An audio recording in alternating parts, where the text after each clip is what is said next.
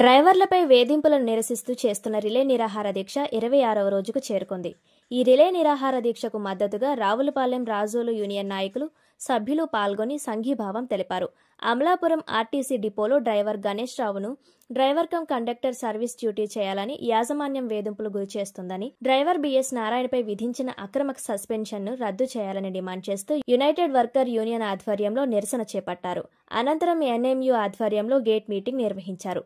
కావాలనే కక్షపూరితంగా సస్పెండ్ చేశారని, 40 సీట్లు ఉన్న బస్ కాకుండా 50 సీటింగ్ ఉన్న బస్ ఇవ్వడంతో ఈ సంఘటన జరిగింది. ఒక మహిళ టికెట్ తీసుకోకుండా డబ్బులు ఇచ్చానని చెప్పి తన దగ్గర ఎక్కువ అమౌంట్ ఉందో లేదో చెక్ చేయకుండా అధికారులు కేసు రాసి తన కుటుంబాన్ని రోడ్డు మీద పడవేశారని నారాయణ ఆవేదన వ్యక్తం చేశారు.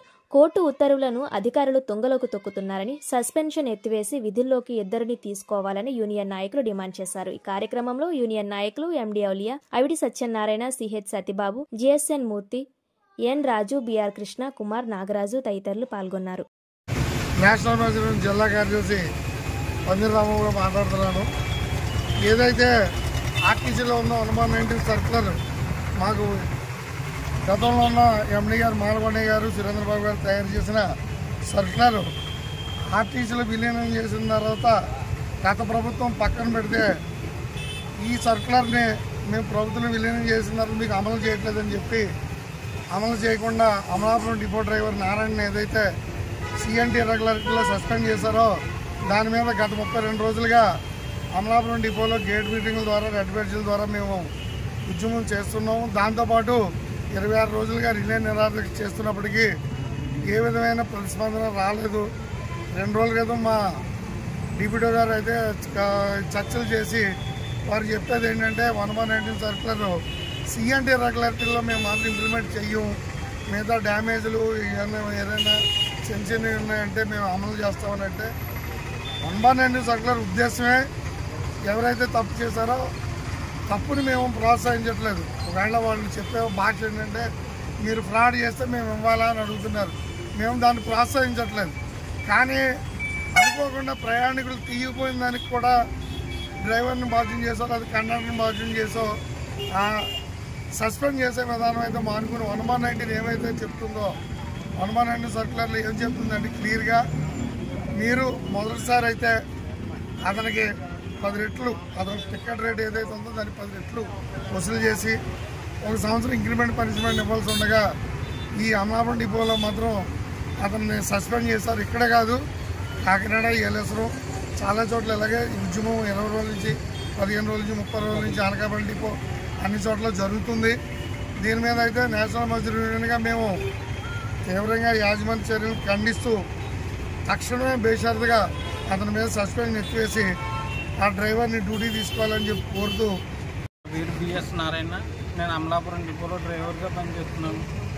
ఆ రోజు సోమవారం 7:30 విజయవాడకి డీలక్స్ బదులు ఎక్స్ప్రెస్ ఇచ్చారండి. నాకు తాడేపల్లి కూడా కింద టికెట్ డబ్బులు ఇవ్వకుండా వెనకాల ఉంది. నాకు 40 సీటింగ్ ఉన్న బండి ఇవ్వాల్సిన షెడ్యూల్ బదులు ఎక్స్ప్రెస్ ఇచ్చారండి. అది తాడేపల్లి కూడా నెక్కి టికెట్ తీసుకోకుండా వెనకపోయి డ్యూటీ పెట్టి కూర్చుంది. అనుమానించిన దగ్గర బండి చెక్ అవడంతో అధికారులకి నేను డబ్బులు ఇచ్చాను కానీ నాకు టికెట్ ఇవ్వలేదు అని చెప్పింది. నేను తప్పు ఏమి చేయలేదు, అయినా ఆవిడ డబ్బులు ఇచ్చి టికెట్ ఇవ్వలేదని చెప్పడం ఆవిడ మాట విన్నారో రాయించారంటే కేసు. కానీ నా దగ్గర ఎక్సెస్ క్యాష్ కూడా చూపించలేదు. ఆవిడ ఏదో చెప్పిందో ఇది రాయించాడు. ఇవాళ నేను 10th కింద రోడ్డు మీద పడేసి తీసుకొచ్చి నాకు భార్య 2 పిల్లలు. మరి నేను ఎలా బతకాలని నాకు న్యాయం చేయాలని కోరుతున్నాను. నేను హైకోర్టు నుంచి 2013లో టిమ్ సర్వీస్కి వెళ్ళాలని, సింగిల్ టిమ్ సర్వీస్కి వెళ్ళాలని నేను హైకోర్టు నుంచి ఆర్డర్ తెచ్చుకున్నాను సార్. ఇప్పుడు అలా బలవంతంగా నా ఉద్యోగం పక్కన పెట్టేసింది, నా డ్యూటీని పక్కన పెట్టేసి టిమ్కి వెళ్తే దాని పక్కన ఆప్షన్ అయిపోయింది చెప్తాను సార్. నన్ను చాలా ఆర్థికంగా వేధిస్తున్నాను సార్.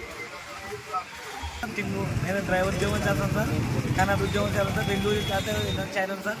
కండక్టర్ తోటి డ్రైవర్, కండక్టర్ ప్లస్ డ్రైవరు ఇద్దరుంటే నేను చేయగలను సార్. నేను డైరెక్ట్గా టిమ్ ఇచ్చేసిన డ్రైవింగ్ చేయమని నేను చేయలేను సార్. తెచ్చుకున్నాను సార్.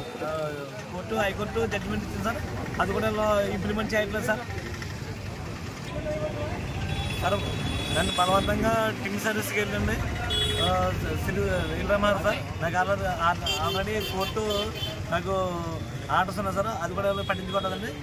సేమ్ అలాగే డ్రైవర్ ఉన్నారు సార్, బీవీఎస్ నారాయణ గారు ఉన్నారండి.